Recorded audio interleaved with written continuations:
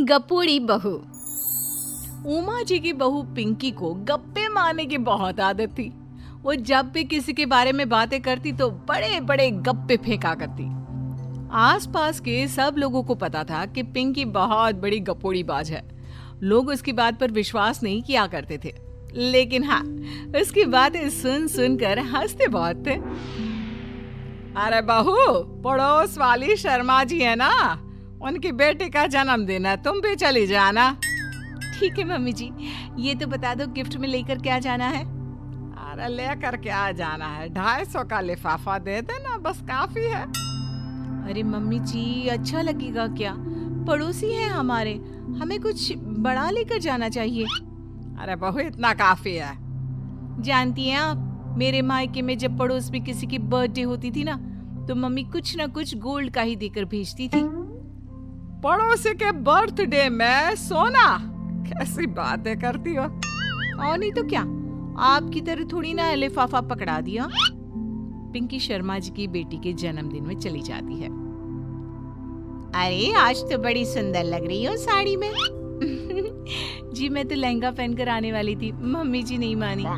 अरे बेटा, birthday party में तो साड़ी चल जाती है, मेरा मतलब कोई शादी थोड़ी ना है। कैसी बात कर रही हैं आप आंटी जी?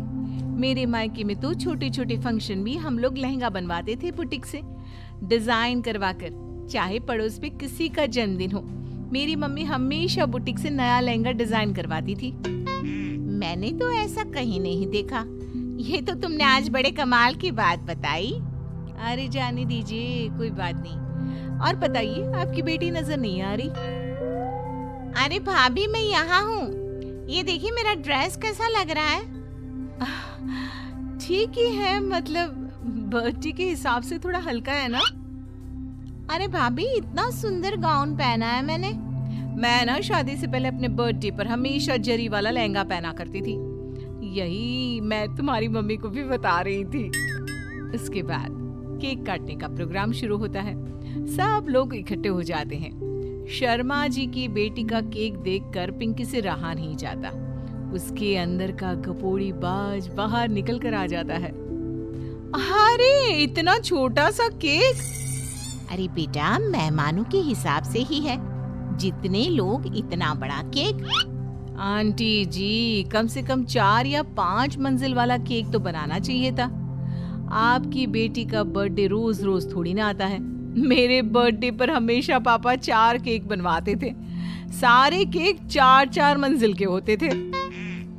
वहां पर सारे लोग उमा जी के मोहल्ले के ही थे और वो पिंकी के गप्पे मारने की आदत से अच्छी तरह वाकिफ थे, इसलिए सब लोग उसकी बात सुनकर हंसने लगे, लेकिन किसी ने पिंकी से कुछ नहीं कहा।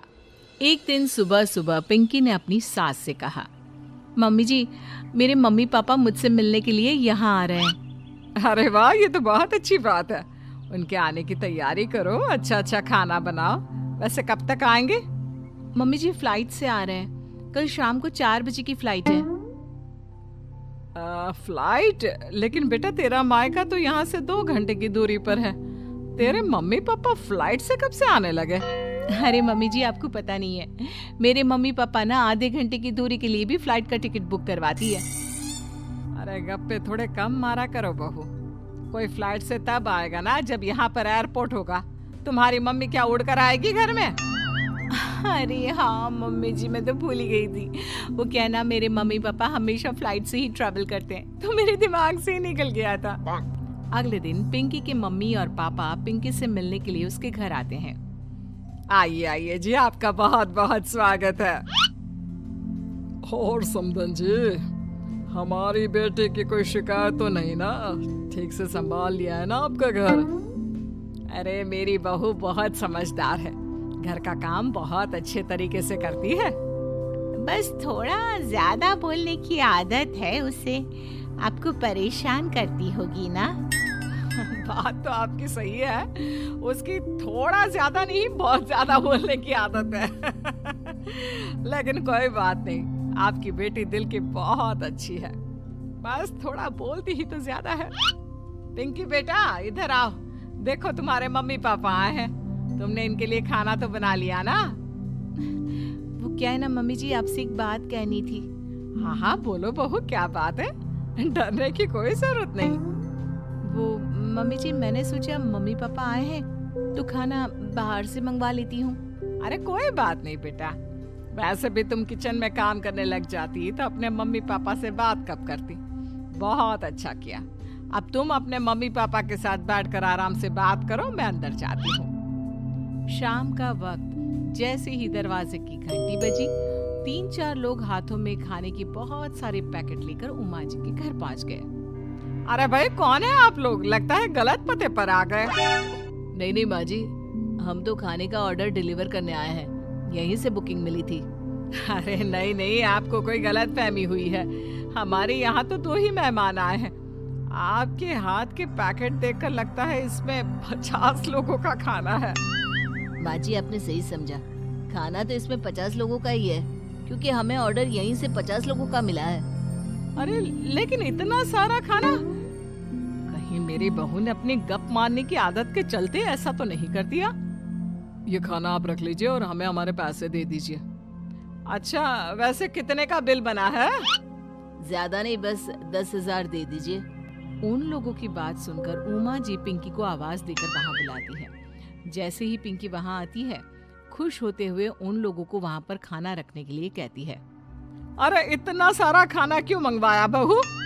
अरे मम्मी जी, मैंने आपको बताया तो था, मम्मी पापा आए हैं तो मैं खाना बाहर से मंगवा रही हूँ। ये बात सही है बेटा, लेकिन 2 लोगों के लिए 50 लोगों का खाना? अरे मम्मी जी, कुछ कम पड़ जाए तो अच्छा थोड़ी ना लगता है, और मेरे मायके में तो ऐसा ही होता है, एक्स्ट्रा खाना मंगवाते हैं हम लोग। तभी पिंकी के मम्मी और पापा वहाँ पर आते हैं।